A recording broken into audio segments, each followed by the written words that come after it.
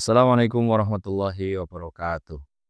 Alhamdulillah, salatan wa salaman li Rasulillah, amma ba'du. Saudara-saudara sekalian, mendengar istilah Isra wal Mi'raj merupakan istilah yang sudah tidak asing lagi bagi kita. Kata Isra Mi'raj berasal dari dua kata, yakni Isra yang berarti perjalanan, di mana Nabi SAW diberangkatkan atau diperjalankan dari Masjidil Haram ke Masjidil Aqsa. Kemudian yang kedua Mi'raj. Mi'raj adalah diangkatnya Nabi SAW atau diberangkatkannya Nabi dari Masjidil Aqsa menuju ke Sidratul Muntaha, langit tertinggi. Peristiwa ini merupakan peristiwa atau momentum bersejarah bagi baginda Nabi SAW dan kita sebagai pengikutnya, karena peristiwa ini diabadikan di dalam Quran surat Al-Isra ayat 1, di mana Allah berfirman, Subhanalladzi asra bi'abdihi lailan minal masjidil harami ilal masjidil aqsa alladzi barakna haulahu linuriyahu min ayatina innahu huwas sami'un basir. Subhanalladzi asra bi'abdihi, Maha suci Allah yang telah memperjalankan hambanya, di mana baginda Nabi Muhammad SAW di sini disebut sebagai hambanya. Lailam, pada sebagian malam, minal masjidil haram, dari masjidil haram ilal masjidil aqsa, ke masjidil aqsa yang berada di Palestina. Jadi pada zamannya perjalanan ini memang perjalanan yang tidak bisa atau tidak masuk akal gitu. Bagaimana mungkin pada saat itu perjalanan ke Masjidil Haram hingga Masjidil Aqsa itu dapat ditempuh dengan kendaraan binatang, paling tidak membutuhkan waktu 2 bulan lamanya. Sementara baginda Nabi SAW itu bisa melakukannya dalam 1 malam atas izin Allah Subhanahu wa taala. Nah, oleh karena itu maka peristiwa Isra Mi'raj ini ya menjadi apa ya, pelajaran yang berharga. Paling tidak yang dapat kami simpulkan ada 3 poin besar mengenai peristiwa besar Isra Mi'raj ini. Yang pertama, keagungan Allah Subhanahu wa taala. Di mana dalam surat Al-Isra tadi itu menyebutkan linuriyahu min ayatina. Jadi untuk memperlihatkan sebagian dari tanda-tanda kami begitu.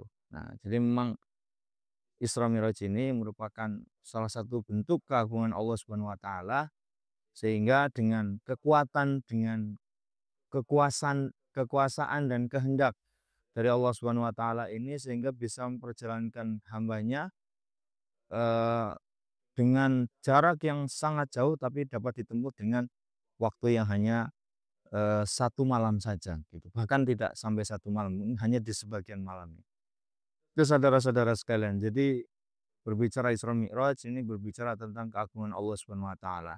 Dari situ kita juga bisa melihat salah satu mukjizat yang diberikan kepada baginda Nabi Muhammad SAW, di mana beliau eh, bertemu dengan para nabi, yang hal itu menunjukkan adanya keberlanjutan dakwah, di mana ketika Nabi mengimami para rasul, para nabi itu memberikan pelajaran bagi kita bahwasanya perintah Allah atau substansi daripada dakwah para rasul itu adalah sama, yakni untuk mengesahkan Allah Subhanahu wa taala. Sehingga ketika Nabi sampai ke Masjidil Aqsa, kemudian Nabi mengimami para nabi, dan Nabi kemudian mau ikut sholat bersama dengan Nabi menyembah Allah Subhanahu wa taala. Itu simbol daripada keberlanjutan dakwah atau kontinuitas dakwah gitu. Jadi keberlanjutan dakwah dari Rasul yang pertama sampai kemudian disempurnakan oleh Rasul yang terakhir, yakni baginda Nabi Muhammad SAW.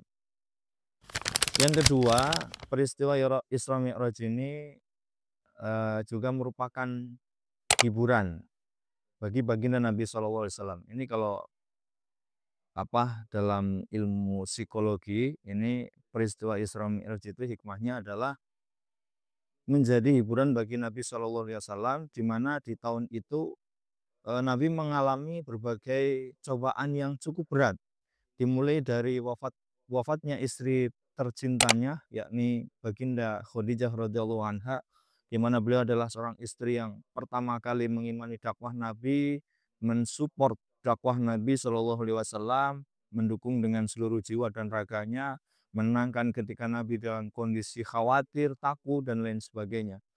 Nah, namun pada tahun ini eh, Khadijah meninggal sehingga meninggalkan duka mendalam bagi Nabi Shallallahu Alaihi Wasallam.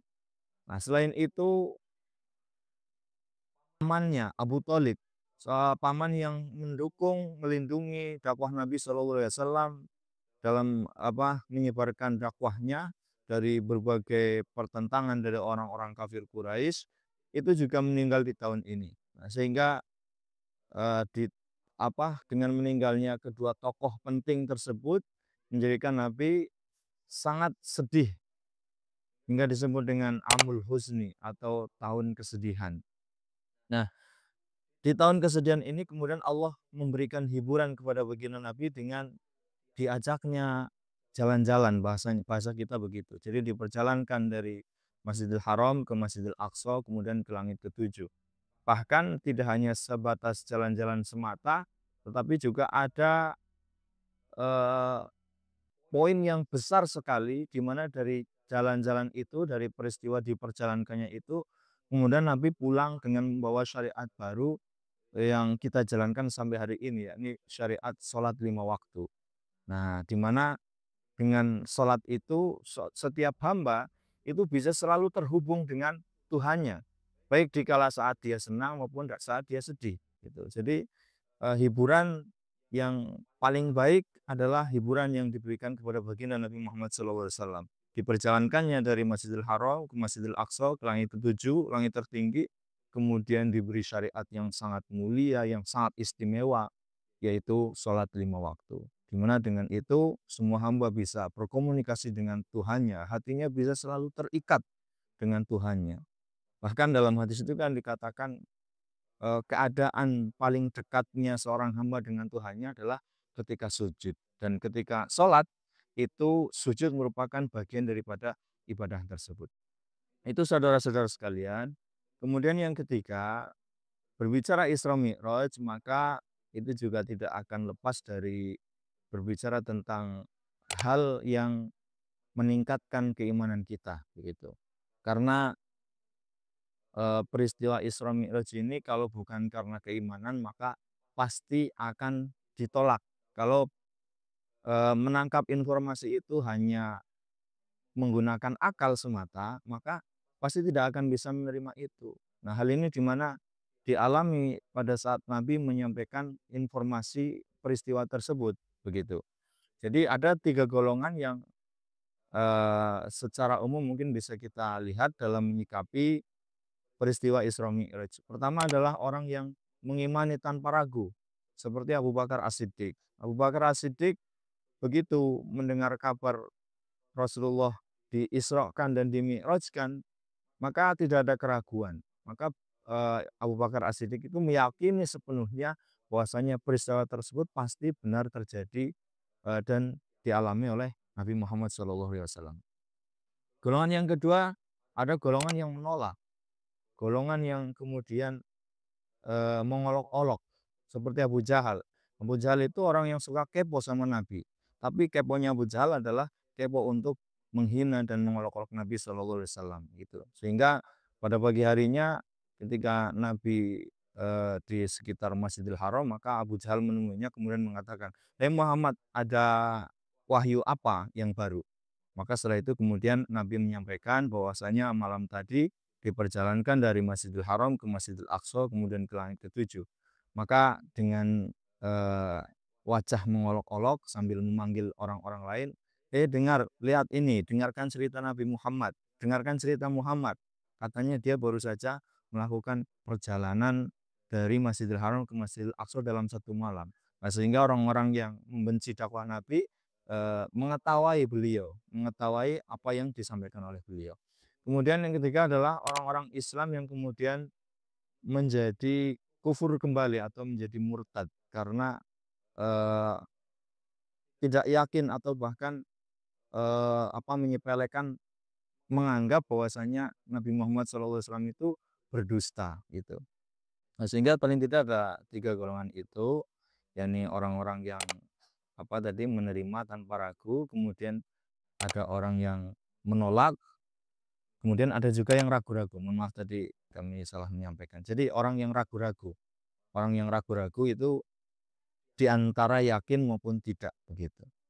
Nah, oleh karena demikian saudara-saudara sekalian, pada intinya ada hikmah yang sangat besar sekali dari momentum bersejarah yang dialami oleh baginda Nabi Muhammad SAW. Kita sebagai umatnya wajib meyakini bahwasanya memang peristiwa itu benar-benar dialami oleh baginda Nabi Muhammad SAW. Sehingga eh, dengan keimanan itu yang mudah-mudahan dapat meningkatkan ketakwaan kita di hadapan Allah Subhanahu wa taala. Itu mungkin dapat kami sampaikan dalam kesempatan eh, kali ini saudara-saudara sekalian. Barangkali banyak tutur kata yang kurang berkenan, kami mohon maaf yang sebesar-besarnya. Nasrun minallahi wa fathun qarib wa basyiril mu'minin. Wassalamualaikum warahmatullahi wabarakatuh.